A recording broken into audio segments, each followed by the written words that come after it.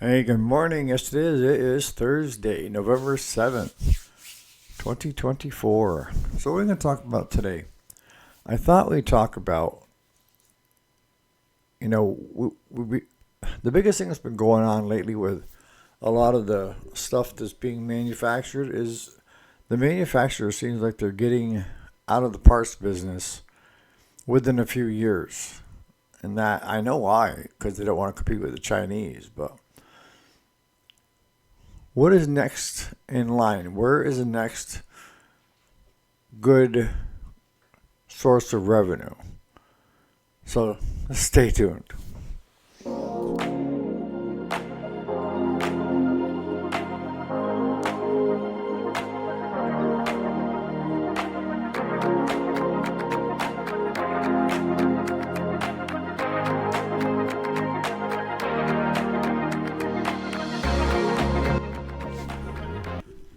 Alrighty, welcome back. My name is Eric, and yes, this is the weekday. This is Thursday, the 7th of November. So, what are we talking about today? We're talking about, we're always looking for ways to increase revenue, right?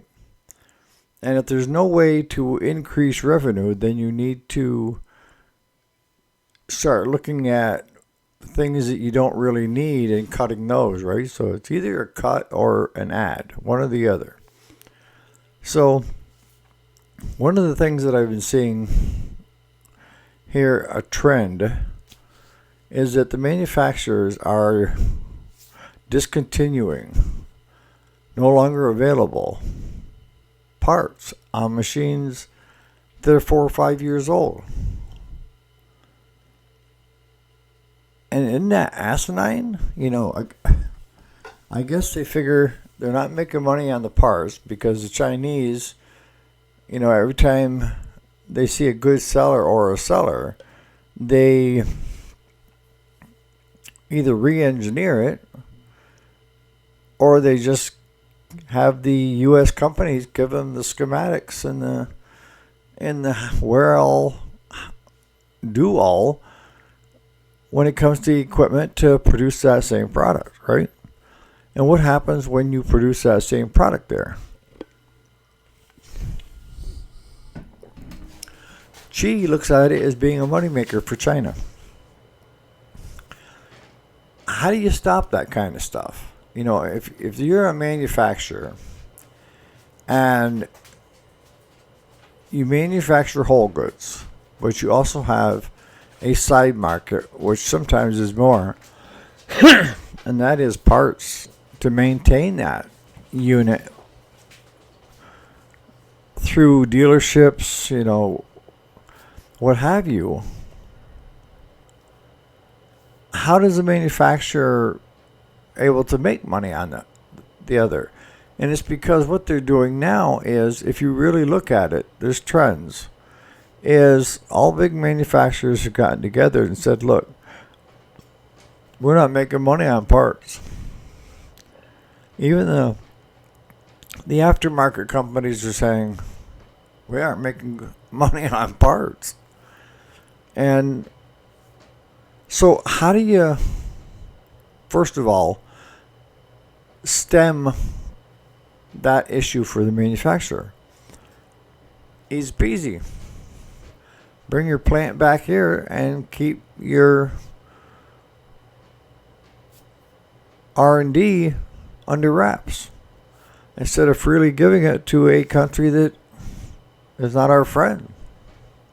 That'd be the first thing I do. Yeah, it's going to cost you a little bit more in labor because you need to pay at least minimum wage. But you won't have that competition. Not unless they're buying, that carburetor and then taking it over and re-engineering it into something that they can actually sell. So what does that mean when I'm talking a revenue stream for you and I? Well, I'll tell you, we've always had the boneyard. Everybody's always had boneyards. Some bigger than others, and some get out of hand. Usually every couple of years I'll have what I call a scrapper, a metal dealer, come in with a big excavator, dumpsters, and all that. Clean me out. Because I know over the past 3 years, we've been pulling parts off those. And when we do so, most of the time it's because we have a customer's machine that we're putting it on. And be honest with your customer and let them decide. That's a biggie right there. Is some customers will not want good used parts. They why take a chance on having another breakdown? Just buy me the right part and put it on.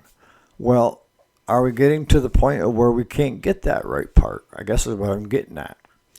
And where you're going to be in a position of where you're telling your customer, look, we either have to go online and buy a good pre-owned part or hopefully find some new old stock somewhere. Because the manufacturers and the distributors are not sitting on, a big bunch of parts. And I know with our eBay business, with the new parts, stuff that are for 5 years out, the distributors, I go back to see if they have them to relist them on eBay, and it's no longer available. So I know this is happening because I can see it happening. We always figured, used parts around 50% of what new is, and you're also getting money on labor, but you can't charge the labor to take it off the other unit. You could, but you should be able to make money on that part plus the install. Now, if you don't have a big boneyard, or if you're in a location where you can't have a big boneyard, a lot of times if you go to these scrap yards, they'll have units. And this is something to keep in mind. As you're walking through there, you're looking for maybe good engines, good transmissions, hydro gear pumps, and stuff like that, that you can salvage. That will make you money down the road. I mean, flippers are already doing it. The flippers, they're buying stuff or they're seeing stuff on the curb given away for free.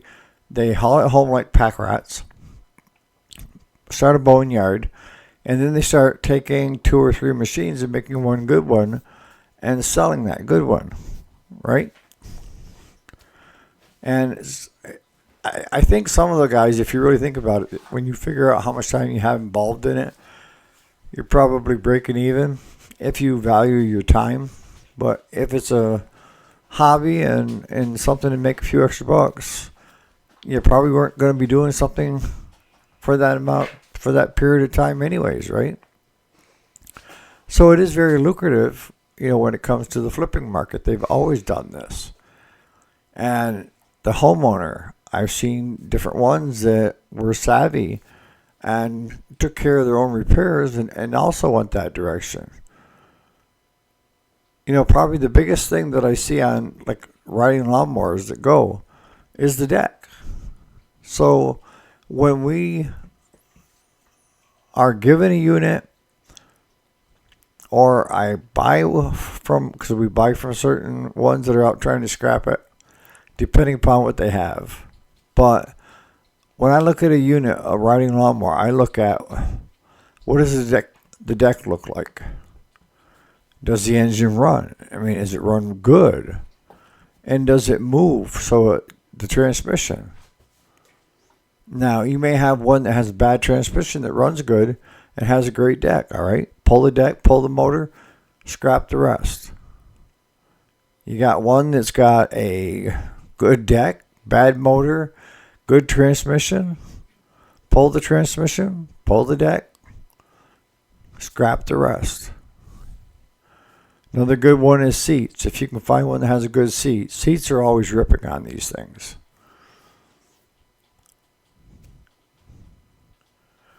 The front steering, the heavy duty units, they always sell.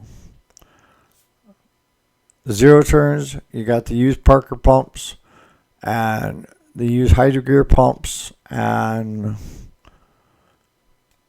the Parker drive motors. Those have got value depending on how many hours are on that unit, because you don't know if it's a commercial guy that's using that machine. Probably good chances are that those drives and the pumps are on its way out, or he would have pulled them, or she.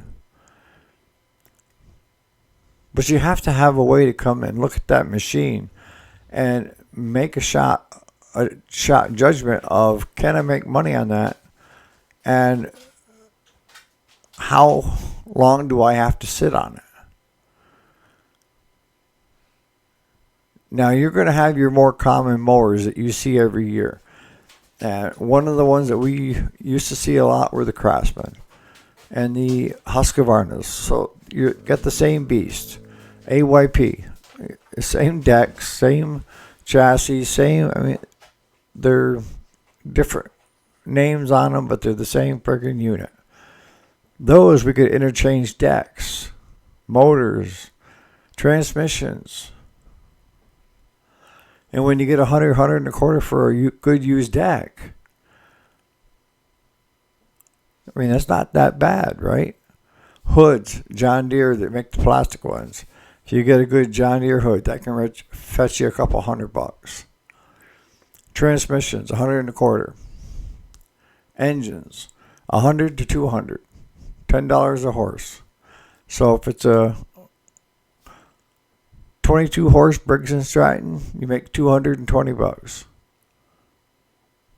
Do you have to give some kind of a warranty on it? You should.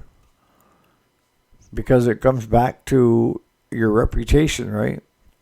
And if you have a reputation for good work and identifying good used parts and keeping your customer going and saving them money. I mean, we just did that here the last couple of days. Now, we had that push mower that I swapped the engines on because she's a card that, but she tries to mow underneath the bushes, all right? And she's always had this issue where the gas cap's coming loose, getting pine needles in it. But she loves keeping a beautiful yard, all right? So the mower that she loves started giving out on her. And the deck started getting bad to where you could see cancer in it and you could see through it. And her husband said, enough's enough. Let's throw that old one away and get you a new one. Well, she kept the old one. And he bought her a new one. And she was not happy at all with that last year. It was heavier than the old one. It was harder to start than the old one. It had the auto choke instead of the way she's used to doing it. And so what I did was, when we were picking up their riding lawnmower and push mower, he grabbed her old push mower and said, here, take this and throw it in your boneyard or whatever. And so Claude had mentioned to her, what if we can take that motor and put it on another deck, the same size, the same weight, everything, that is in really good shape? Would that be something you'd be interested in? And she said, absolutely. So we charged her $20 for the used mower deck, plus our time to swap the engines, which took me, I think it was 30 some minutes, and that's even taking time to talk to Claude. That's how fast you can do it. So it's less than a half hour's labor. And you would have thought you gave her $1 million when we dropped that off. She fell right in love with it because first thing she did was she cranked it over and it started right up. And that was her old lawnmower that she loved with a passion that she'd had for 15 years. And like he said, he told her, he said, we just swapped the engines onto a new deck. Now, that's not going to say that engine goes, because it's getting old. She said, no, I understand that. So We've taken with another customer, we replaced their deck. Their deck was in such really, really bad shape that it was unpatchable. But I just so happened to have a good used deck that would drop right in. Same size, same everything for $100. So we got $100 plus the time it took us to take his off and put the new one on. And we didn't even have to start pulling pulleys and everything else because I left the deck as a whole unit and I put it up high and dry so that rust couldn't get in there. Because the worst thing you can do is when you park a lawnmower up in the boneyard and that deck is laying on the ground and those tires are on the ground, you're going to get weather check tires and you're going to get a deck that is just rotting from the inside out. So we pull the decks, and if there's anything there with a valuable tire on it, 'cause we make money on tires, we yank them and put them up in a rack, label them what they come off from, and put them in a rack. So hopefully this is kind of giving you guys some ideas. Maybe you can kind of give us some ideas here on the channel. Are you already doing this? And if you are, where are you sourcing your good used parts? Do you have a place to have your own boneyard, or do you have to go to a scrapyard or to somebody else's hoarding stuff to get those used parts? I'm curious to know. We also use other, what I call part-time nights and weekend guys. They've got yardfuls of these lawnmowers they've hauled home over the years. And if I don't have it, I have no problem giving them a shout. And to be totally honest, we sell a lot of our used parts to those guys. They're looking for something just to make that machine whole again so they can sell it. So on that note, you guys have a great Thursday. And we'll be here bright and early tomorrow morning. Yesterday, we took the dually. We got 7 miles from the gal's house, hauling that same tractor that we blew the tire on the trailer. Now we blew the front tire on the truck, and the lug nuts wouldn't come loose. So $200 later, a service truck showed up, heated all the lug nuts, got the lug nuts off, had to cut the cable to get the spare to drop down, got that on, got us to where we could deliver it and get it back home.